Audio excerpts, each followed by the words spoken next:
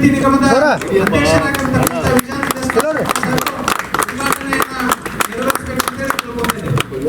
ಇಳಕಲ್ ನಗರದಲ್ಲಿನ ಶಾಸಕರ ಗೃಹ ಕಚೇರಿಯಾದ ಎಸ್ಆರ್ಕೆ ನಿಲಯದಲ್ಲಿ ಹುನಗುಂದ ಹಾಗೂ ಇಳಕಲ್ ಬ್ಲಾಕ್ ಕಾಂಗ್ರೆಸ್ ಸಮಿತಿ ವತಿಯಿಂದ ಬೂತ್ ಮಟ್ಟದ ಸಭೆ ಹಾಗೂ ಸರ್ಕಾರಿ ಪಂಚ ಗ್ಯಾರಂಟಿ ಅನುಷ್ಠಾನ ಸಮಿತಿ ವತಿಯಿಂದ ಮನೆ ಮನೆಗೆ ಪಂಚ ಗ್ಯಾರಂಟಿ ಮನೆ ಮುಂದೆ ರಂಗೋಲಿ ಉದ್ಘಾಟನಾ ಕಾರ್ಯಕ್ರಮವನ್ನು ಹುನಗುಂದ ಮತಕ್ಷೇತ್ರದ ಶಾಸಕರಾದ ವಿಜಯಾನಂದ ಎಸ್ ಕಾಶಪ್ಪನವರ ಅಧ್ಯಕ್ಷತೆಯಲ್ಲಿ ಜರುಗಿತು.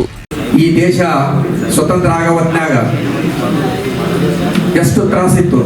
ಈ ದೇಶ ಸ್ವತಂತ್ರ ಆಗವತ್ನಾಗ ನೆಹರೂಜಿಯವರ ಕೈಯಲ್ಲಿ ಅಧಿಕಾರ ಸಿಕ್ತು. ನೂತನವಾಗಿ ಪ್ರಧಾನಮಂತ್ರಿಗಳಾದರು. ಅವಾಗ ಏನೇನೋ ಅಭಿವೃದ್ಧಿ ಇದ್ದಿಲ್ಲ. ಬ್ರಿಟಿಷರು ಎಲ್ಲ ಕೊಳ್ಳೆ ಹೊಡ್ಕೊಂಡು ಹೋಗ್ಬಿಟ್ಟಿದ್ರು. ಅಂತ ಒಂದು ಸಂದಿಗ್ಧ ಪರಿಸ್ಥಿತಿಯಲ್ಲಿ ದೇಶವನ್ನ ಕಾಪಾಡಲಿಕ್ಕೆ ಪ್ರಧಾನಮಂತ್ರಿಗಳಂತ ನೆಹರೂಜಿಯವರು ಅಧಿಕಾರವನ್ನು ತೆಗೆದುಕೊಂಡು ಪಂಚವಾರ್ಷಿಕ ಯೋಜನೆಗಳನ್ನ ಜಾರಿಗೆ ಮಾಡಿದ್ರು. ಆ ಒಂದು ಪಂಚವಾರ್ಷಿಕ ಯೋಜನೆ ಮುಖಾಂತರ ಪ್ರತಿ 5 ವರ್ಷಕ್ಕೆ ನೀರಾವರಿ ಇರಬಹುದು, ಶಿಕ್ಷಣ ಇರಬಹುದು, ಕೈಗಾರಿಕೆ ಇರಬಹುದು, ವಿವಿಧ ರಂಗಗಳನ್ನ ಅಭಿವೃದ್ಧಿ ಮಾಡಿದರು. ಅದೇ ರೀತಿ ಕೂಡ ಇವತ್ತ ನಾವು ಈ ಒಂದು ಕರ್ನಾಟಕ ರಾಜ್ಯ ಸ್ಥಿತಿಗತಿಯನ್ನ ನಾವು ಅವಲೋಕನ ಮಾಡಬೇಕಾಗಿದೆ. ಯಾಕಂತಂದ್ರೆ 2018ರಿಂದ 23ರ ಒಂದು ಆಡಳಿತ, ಈ ಒಂದು ಆಡಳಿತವನ್ನು ಕೂಡ ನಾವು ಮೆಲುಕು ಹಾಕಬೇಕಾಗಿದೆ. ಅಂದ್ರ ಹಿಂದಿಂದ ನೆನೆಸಿದ್ರೆ ಇವತ್ತು ಪರಿಸ್ಥಿತಿ ಏನಾಗಿದೆ ಅನ್ನೋದು ಕೂಡ ಎಲ್ಲ ಶ್ರೀಸಾಮಾನ್ಯರು ಕೂಡ ಅರ್ಥ ಆಗ್ತಾ ಇದೆ. ಅದೇ ರೀತಿಯಾಗಿ ಕೂಡ ಅವತ್ತು ಈ ಇಡೀ ಒಂದು ಕೊರೋನಾ ರೋಗ ಇಡೀ ಜಗತ್ತಿಗೆ ವ್ಯಾಪಿಸಿತ್ತು. ನಾವು ಎಲ್ಲೋ ಬಾಂಬೆದಾಗೈತಿ ಪ್ರದೇಶಗೈತೆ ನಾವು ತಿಳ್ಕೊಂಡಿದ್ವಿ. ಅದು ಗ್ರಾಮೀಣ ಹಳ್ಳಿ ಮಟ್ಟಕ್ಕೂ ಬಂತು, ಇಳಕಲ್ ನಗರಕ್ಕೂ ಬಂತು. ಪಕ್ಷ ಅಂತಂದಾಗ ಸಮಸ್ಯೆಗಳನ್ನು ನಾವು ಸಾರ್ವತ್ರಿಕರಣ ಮಾಡಬಾರ್ದು. ವೈಯಕ್ತಿಕವಾಗಿ ಶಾಸಕರ ಜೊತೆ ಸಂಪರ್ಕ ಬಂದಾಗ ಏನಾದರೂ ಇದ್ದೇ ಇರ್ತಾವೆ. ಸಣ್ಣ ಪುಟ್ಟ ಸಮಸ್ಯೆಗಳು, ವ್ಯತ್ಯಾಸಗಳು ಇದ್ದೇ ಇರ್ತಾವೆ. ಸಂಪರ್ಕದಲ್ಲಿ ಕೂಡ ವ್ಯತ್ಯಾಸಗಳು ಬಂದೇ ಬರ್ತಾವೆ. ಯಾವುದೇ ಒಂದು ಕಾರ್ಯಕ್ರಮ ಆಯೋಜನೆಯಲ್ಲಿ ಕೂಡ ವ್ಯತ್ಯಾಸಗಳು ಬಂದೇ ಬರ್ತಾವೆ. ಆದ್ರೆ ಅದನ್ನ ನಮ್ಮ ಮನೆಯ ತಪ್ಪು, ನಮ್ಮ ಮನೆಯ ವ್ಯತ್ಯಾಸ ಅಂತ ನಾವು ಭಾವಿಸ್ಬೇಕು. ಶಾಸಕರನ್ನ ನಿಂದಿಸಿದ ತಕ್ಷಣ ಅಥವಾ ಆಡಳಿತದಲ್ಲವ್ರನ್ನ ನಿಂದಿಸಿದ ತಕ್ಷಣ ನಾವು ದೊಡ್ಡವರಾಗೋದಿಲ್ಲ. ಆ ನಿಂದೆ ಇರಬಾರ್ದು ಅಂತ ಹೇಳೋದಿಲ್ಲ ನಾನು. ಕಾಂಗ್ರೆಸ್ ಪಕ್ಷದಲ್ಲಿ ಆಂತರಿಕ ಪ್ರಜಾಪ್ರಭುತ್ವ ಐತಿ. ಯಾಕೆ ಪ್ರಜಾಪ್ರಭುತ್ವ ಐತಂದ್ರೆ ಯಾವ ನಿಮ್ಮ ಕರೆಗಳನ್ನು ನಿರ್ಲಕ್ಷ್ಯ ಮಾಡಿಲ್ಲ ಶಾಸಕರು. ಇವತ್ತು ಅಭಿವೃದ್ಧಿ ಕಾರ್ಯಗಳ ಬಗ್ಗೆ ಗ್ಯಾರಂಟಿ ಜೊತೆ ಅಭಿವೃದ್ಧಿ ಕಾರ್ಯಗಳಾಗಿಲ್ಲ ಅಂತ ಹೆಂಗೆ ಹೇಳ್ತೇವೆ? ಈಗ ರಸ್ತೆಗಳಿಗೆ ನಿನ್ನ ಭೂಮಿ ಪೂಜೆ ಮಾಡಿ ಬಂದರು. ಯಾವ ರಸ್ತೆಗಳ ಬಗ್ಗೆ ನಾವು ಬಿಜೆಪಿಯವ್ರ ಮೇಲೆ ಆರೋಪ ಮಾಡ್ತಿದ್ದೀವೋ, ಉದಾಹರಣೆಗೆ ಕಂದಗಲ್ಲು, ನಂದವಾಡಿಗೆ ರಸ್ತೆ, ಆ ರಸ್ತೆಗಳಿಗೆ ಹಣ ತೆಗೆದಿಟ್ರು. ಯಾವ ನೀರಾವರಿ ಯೋಜನೆಗಳ ಬಗ್ಗೆ ನಾವು ತಕರಾರು ಎತ್ತಿದ್ದೀವೋ, ನಂದವಾಡಿಗೆ ಭಾಗದ ಏತ ನೀರಾವರಿ ಬಗ್ಗೆ ಈಗಾಗಲೇ ಬರ್ಬೇಕಾದ ಕಾರಣಗೂ ಅದನ್ನೇ ಮಾತಾಡಿದ್ರು. ಮೇಲೆಯವ್ರ ಜೊತೆ ಅದನ್ನೇ ಮಾತಾಡಿದ್ರು. ನಾನು ನನ್ನ ಮತಕ್ಷೇತ್ರದ ಜನರಿಗೆ 1.5 ತಿಂಗಳೊಳಗೆ ನಂದವಾಡಿಗೆ ಭಾಗದ ಏತ ನೀರಾವರಿ ಆಗುತ್ತೆ ಅಂತ ಮಾತು ಕೊಟ್ಟಿನಿ. ನಾ ಕೊಟ್ಟ ಮಾತಿನಲ್ಲಿ 1.5 ತಿಂಗಳೊಳಗಾಗಿ ಹಣ ಬರಬೇಕು ಅಂತ ಕಾರಣವೇ ಮಾತಾಡಿದ್ರು. ಇದು ಒಬ್ಬ ಶಾಸಕರಿರುವಂತ ಬದ್ಧತೆ. ಯಾವುದೋ ಕಾರಣಕ್ಕೆ ಈಗ ಬೂತ್ ಮಟ್ಟದವರಿಗೆ ಏನಾದರೂ ನಿಮ್ಮ ಅಸಮಾಧಾನ ಇರ್ಬೋದು, ಅವೆಲ್ಲ ತಾತ್ಕಾಲಿಕವು. ನಮ್ಮ ಮನೆಯ ಸಮಸ್ಯೆಗಳು ಅವು ಏನು ಬಗೆಹರಿರ್ತಕ್ಕಂಥ ಅದೇನು ದೊಡ್ಡ ವಿಷಯ ಅಲ್ಲ, ಅದು ಬೇರೆ ವಿಷಯ. ಈಗ ಬೂತ್ ಮಟ್ಟದ ಅಧ್ಯಕ್ಷರದ್ದು ಮುಖ್ಯವಾದ ಪಾತ್ರ ಇರೋದ್ರಿಂದ ಒಂದು ಮಾತು ಹೇಳ್ತೀನಿ ನಾನು. ಈ ಬೂತ್ ಮಟ್ಟದ ಅಧ್ಯಕ್ಷರದ್ದು ಈಗಿನ ಪರಿಸ್ಥಿತಿಯಲ್ಲಿ ಅತ್ಯಂತ ಪ್ರಮುಖವಾದ ಪಾತ್ರ. ಯಾಕಂದರೆ BJP ಸರ್ಕಾರ ಕೇಂದ್ರದಲ್ಲಿ ಏನು ಮಾಡಿದ್ರು, ಸಂವಿಧಾನ ಬದಲಾವಣೆ ಪ್ರಯತ್ನ ಮಾಡಿದ್ರು, ಅದಾಗಲಿಲ್ಲ. ಮತ್ತು ಇಂಡೈರೆಕ್ಟ್ ಆಗಿ ಏನೇನು ಸಂವಿಧಾನನ ದುರ್ಬಲಗೊಳಿಸೋಕೆ ಪ್ರಯತ್ನ ಮಾಡಿದ್ರು, ಅದು ಆಗಲಿಲ್ಲ. ಎಷ್ಟು ಅದು ಎಲ್ಲ ಹೊರಗೆ ಬಂದುಬಿಟ್ಟಲ್ಲ. ನಮ್ಮ ರಾಹುಲ್ ಗಾಂಧಿ ಅವರು ಗಂಧ ಹತ್ಯೆ ತೆಗೆದ್ರಲ್ಲ. ಎಲ್ಲೆಲ್ಲಿ ಇವೇನು ಗಲಾಟೆ ಆಗ್ಯಾವ, ಎಲ್ಲೆಲ್ಲಿ ಡಬಲ್ ವೋಟಿಂಗ್ ಆಗ್ಯಾವ, ಎಲ್ಲೆಲ್ಲಿ 10 ಪಟ್ಟು 30 ಪಟ್ಟು ಯಾವ ಮತಕ್ಷೇತ್ರಗಳಲ್ಲಿ ಯಾವ ಬೂತ್ಗಳಲ್ಲಿ ಆಗ್ಯಾವ ಅನ್ನೋದನ್ನು ತೆಗೆದಿಟ್ಟಕ್ಕೆ ಅವ್ರು ಏನು ಮಾಡಿದ್ರು, ಈಗ ಅದ್ರ ಮೊರೆ ಹೋಗೋದು ಬಿಟ್ಟುಬಿಟ್ರಿ. ಈಗ ಈ ಒಂದು ಮುಖ್ಯವಾಗಿ ಕರೆದಂಥ ಒಂದು ಉದ್ದೇಶ ಇವತ್ತು ಸ್ಥಳೀಯ ಚುನಾವಣೆಗಳು ಮತ್ತೆ ನಮ್ಮ ಮುಂದೆ ಎದುರಾಗ್ತಾ ಇದ್ದಾವೆ.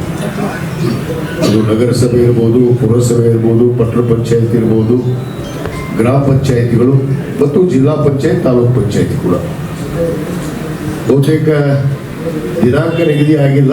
ಆದರೆ ನಮ್ಮ ಮುಂದೆ ಚುನಾವಣೆಗಳು ಬರ್ತಾ ಹೋಗ್ಬೋದು. ನಮಗೆ ಒಂದು ಎಚ್ಚರಿಕೆ ಗಂಟೆ ಕೂಡ ಬಂದಿದೆ.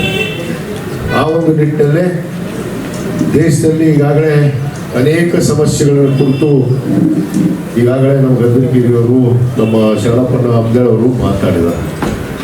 ಇವತ್ತು ನಾವು ಸ್ಥಳೀಯವಾಗಿ 2022ರಲ್ಲಿ 23ರ ಚುನಾವಣೆಗೆ ಹೋಗೋ ಪೂರ್ವದಲ್ಲಿ ಇಡೀ ಕರ್ನಾಟಕ ರಾಜ್ಯದಲ್ಲಿ ನಮ್ಮ ಕರ್ನಾಟಕ ಪ್ರದೇಶ ಕಾಂಗ್ರೆಸ್ ಸಮಿತಿಯ ಅಧ್ಯಕ್ಷರಾದಂಥ ಸನ್ಮಾನ್ಯ ಡಿ ಕೆ ಶಿವಕುಮಾರ್ ಅವರು ಮತ್ತು ನಮ್ಮ ಮುಖ್ಯಮಂತ್ರಿಗಳು, ನಮ್ಮ ಕಾಂಗ್ರೆಸ್ ಪಕ್ಷದ ಶಾಸಕಾಂಗ ಸಭೆಯ ನಾಯಕರು ಸನ್ಮಾನ್ಯ ಸಿದ್ದರಾಮಯ್ಯ ಸಾಹೇಬರು ಈಗಾಗಲೇ ನಮಗೆ ಸೂಚನೆಯನ್ನು ಕೊಟ್ಟಿದ್ದರು.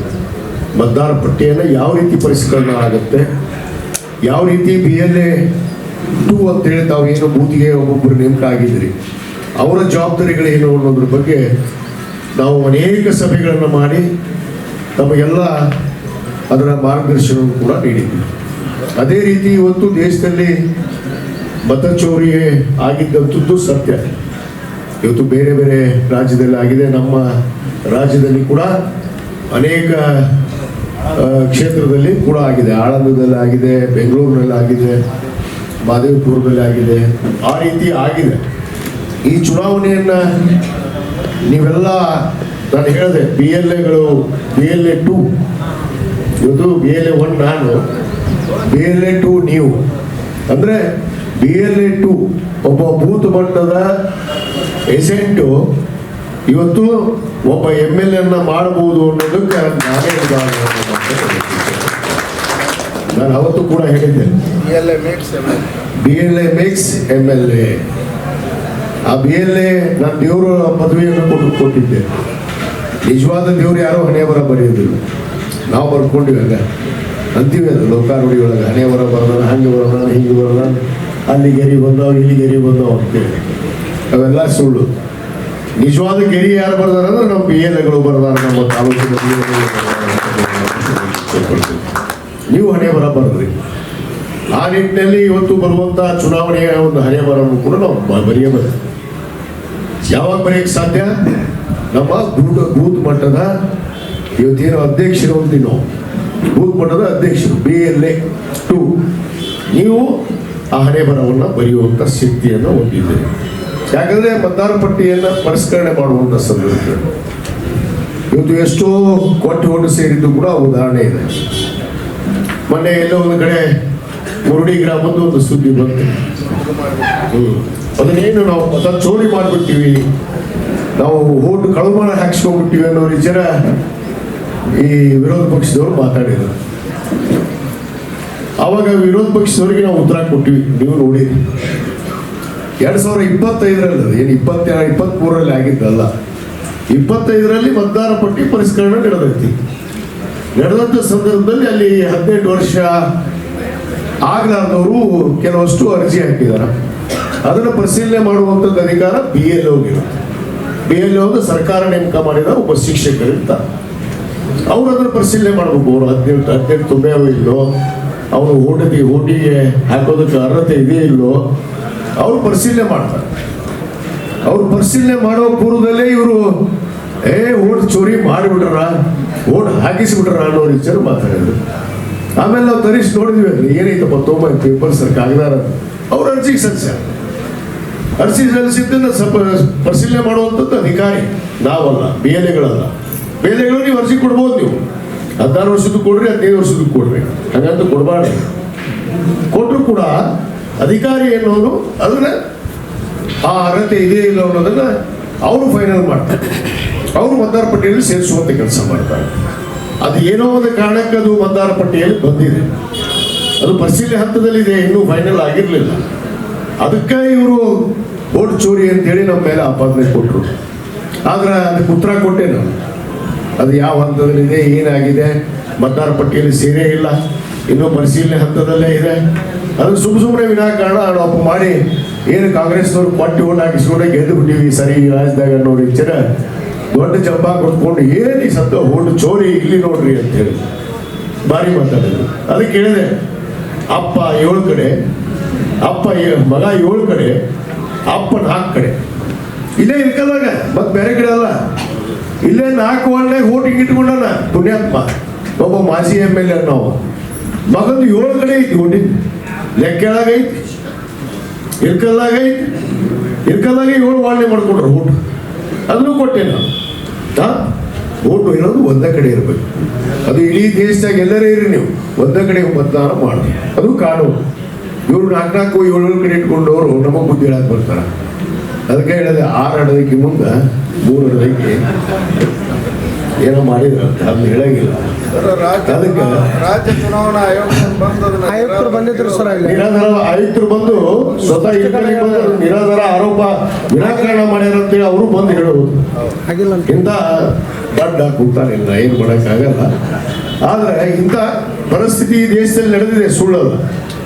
ಇವತ್ತು ನಮ್ಮ ನಾಯಕರು ಸನ್ಮಾನ್ಯ ರಾಹುಲ್ ಗಾಂಧಿಯವರು ಇಡೀ ದೇಶಾದ್ಯಂತ ಏನು ಭಾರತ್ ಜೋಡೋ ಅನ್ನೋ ಪಾದಯಾತ್ರೆಯನ್ನು ಮಾಡೋದ್ರ ಮುಖಾಂತರ ಎಲ್ಲರನ್ನೂ ಒಂದುಗೂಡಿಸಕ್ಕೆ ಅವ್ರ ಪ್ರಯತ್ನವನ್ನು ಪಟ್ಟರು.